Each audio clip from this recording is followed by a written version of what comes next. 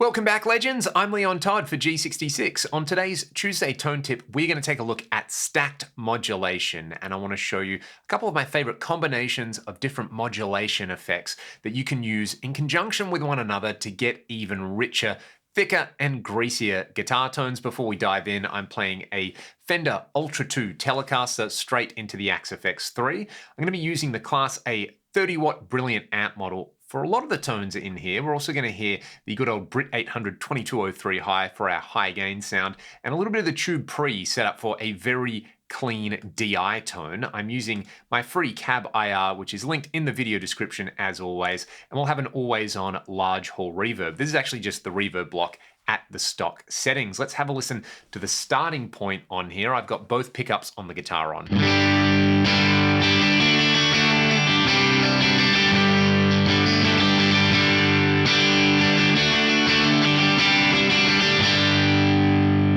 We've got a lovely light crunch happening there with that signature Vox chime in the top end. The first combination that I want to look at is using a modulation block before the amp and a modulation block after the amp. And to get started, let's use a pair of chorus blocks. I have the new Japan CE1 chorus model at the top. This is modeled off the legendary Boss CE1 chorus. I've just turned the rate on this up a little bit. We're going to combine it with a chorus block after the amp and cab to add some stereo width. I'm using the Dimension chorus. You can use any stereo chorus that you like in here, but aim for a low rate. We're going for a subtle widening effect here from this second chorus block, and the one in front of the amp we're using for character and a little bit of swirl on there. So let's hear it with just the stereo widening effect, and then I will add in that chorus in front of the amp block.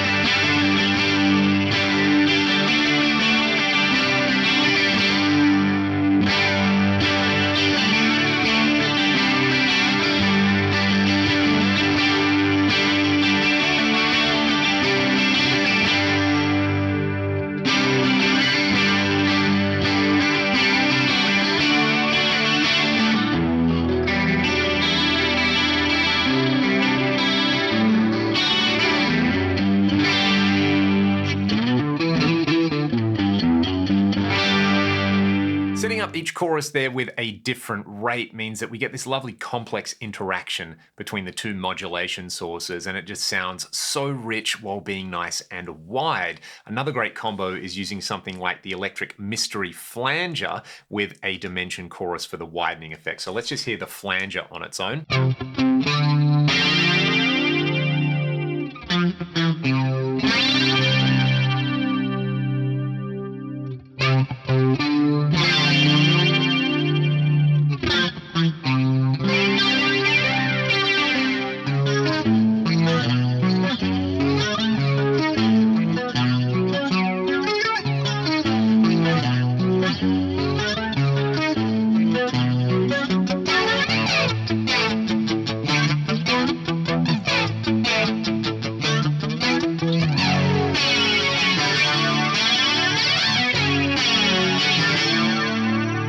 Mixing and matching the different modulation types is awesome fun there. Let's move on to another dual chorus combination, but this time they are both going to be after the amp and cab running together in series. This is a classic 80s rack trick where you take essentially a subtle sounding chorus, yet again for the width, but then you layer it with a very rich and prominent sounding chorus like a tri-chorus or like the 12-10 chorus in the multi-tap delay that I'm going to use here. So let's have a listen to this. We'll just hear the Dimension chorus, and in this case I'm using that Tube Pre for the DI style clean sound. Then we will stack it with this really rich sounding 12-10 chorus.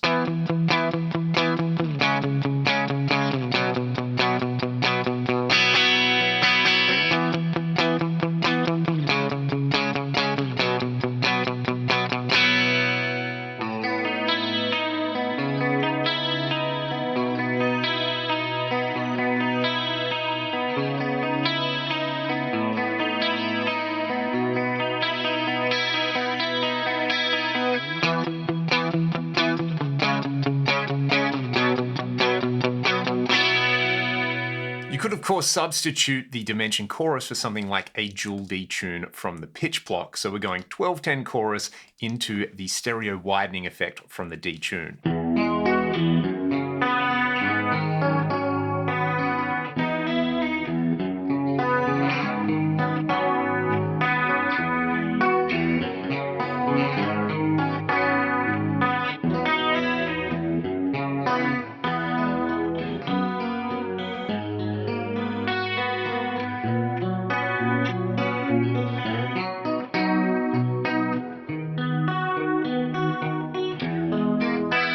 Next up, we're going to use a pair of rotary blocks. In parallel, I'm going to have a fast rate panned hard left in this top block, and then down here, I've got a much slower rate panned hard right. You'll notice that I have the mix at 100% on each of these and the bypass mode set to mute effects out. Then I'm using the level control to control the relative balance between the dry sound, which is running straight through here, and then these two rotary effects. What I'll do is I'll bring in the rotary effects one by one. We'll start with the slow rate and then we'll add the faster rate to it.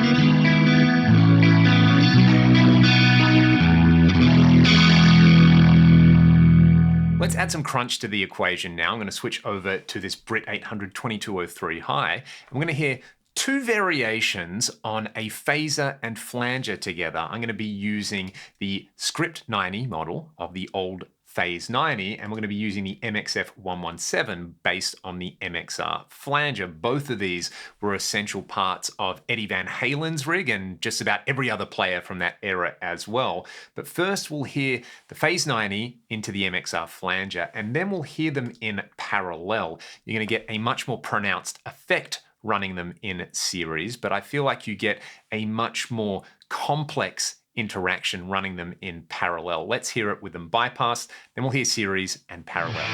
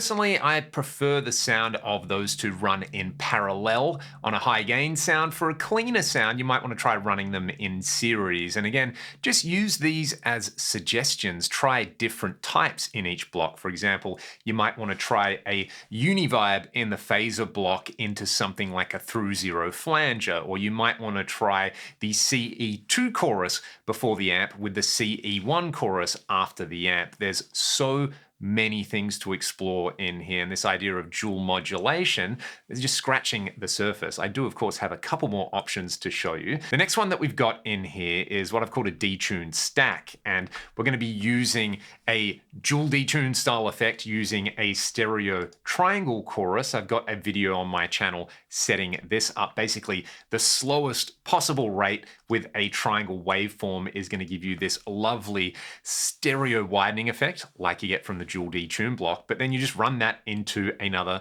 dual detune block, this time in the pitch block. Of course, you could use 2 pitch blocks for this or 2 chorus blocks for this. Let's have a listen to what just the chorus sounds like and then the detune stack.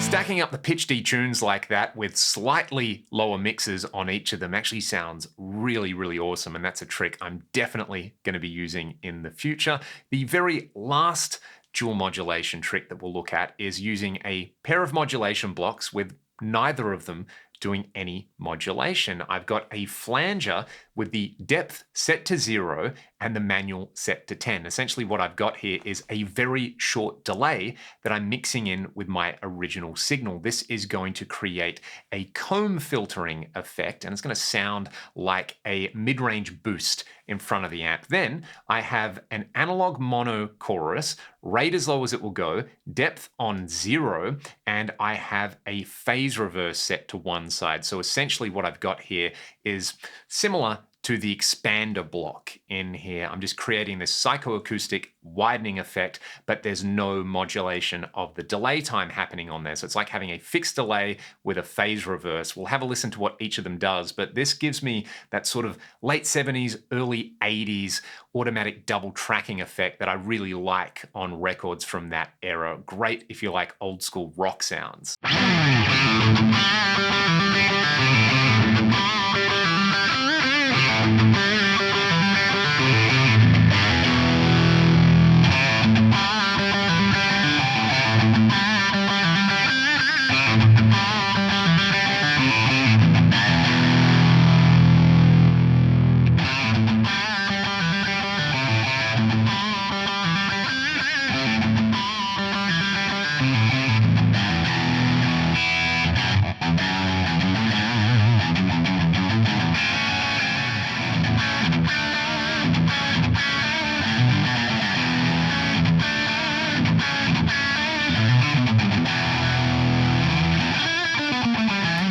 As I mentioned earlier in the video, I really have just scratched the surface of what is capable with combining multiple modulation blocks. And the beauty of these fractal products is you don't just have to stop at 2. You could layer multiple sources of very subtle modulation to create effects that would be either really expensive to recreate with real pedals, or really noisy, or simply not possible because of the routing options that we've got available to us. Furthermore, I've tried to stay more on the subtle side of things with these, the whole philosophy being that rather than take one modulation effect that's very pronounced, you take 2 modulation effects, sort of dial back everything, but you stack them or combine them in parallel to get a really lovely complex interaction.